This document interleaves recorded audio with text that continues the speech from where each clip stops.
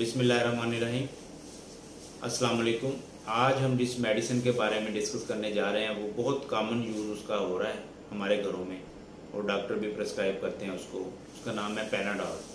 इसके अंदर active ingredient जो है पैरासीटामोल है और उसको एसेटामाइनोफेन भी कहते हैं, जो इसका साल्ट है।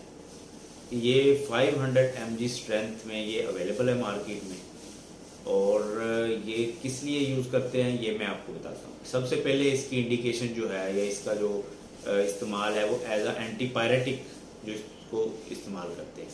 एंटीपायरेटिक यानी कि बुखार को कम करने के लिए जो मेडिसिन होती है। तो पहले मैं आपको बताऊंगा कि बुखार जो है ये होता कैसे है और ये किस तरह से जो है आगे फर्दर बॉडी का टेम्परेचर राइज करता है।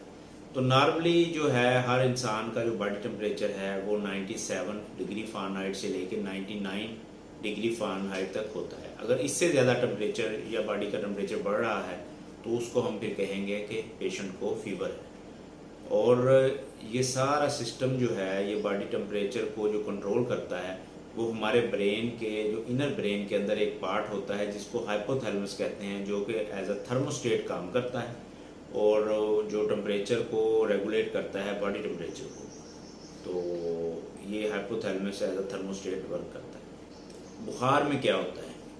बुखार में ये होता है कि जब कोई बैक्टीरिया, वायरस या किसी भी वजह से इन्फेक्शन होता है तो हमारे बॉडी का जो नेचुरल मैकेनिज्म है वो प्रोटेक्टिव प्रोस्टाग्लैंडिन जो है उसको रिलीज करता है।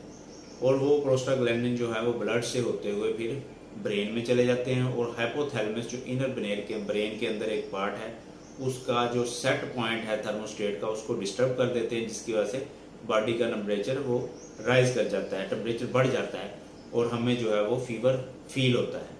तो उसमें ये होता है कि जो और ये प्रोस्टाग्लैंडिन जो है ये एक एंजाइम है साइक्लोऑक्सीजनेजेस, जिसकी वजह से ये सिंथेसिस होते हैं प्रोस्टाग्लैंडिन।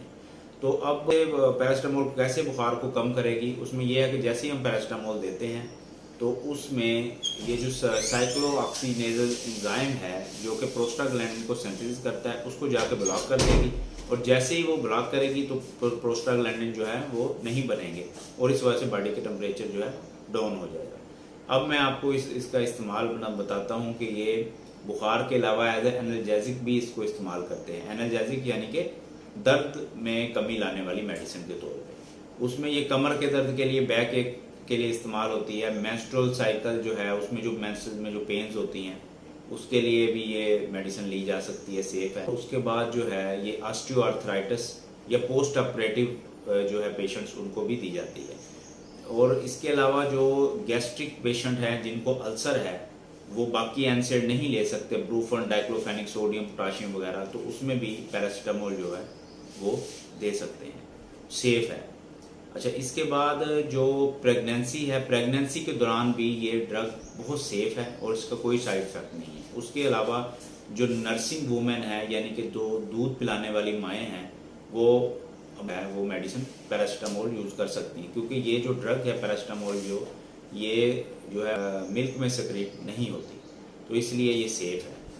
और अब मैं आपको बताऊंगा ये मिग्रेन जो आधे सर का दर्द होता है उसमें भी ये ड्रग ऑफ चॉइस तो नहीं है लेकिन पैरासीटामोल जो है वो यूज़ कर सकते हैं। कॉन्ट्राइंडिकेशंस की तरफ आते हैं, किन सूरतों में ये नहीं देनी।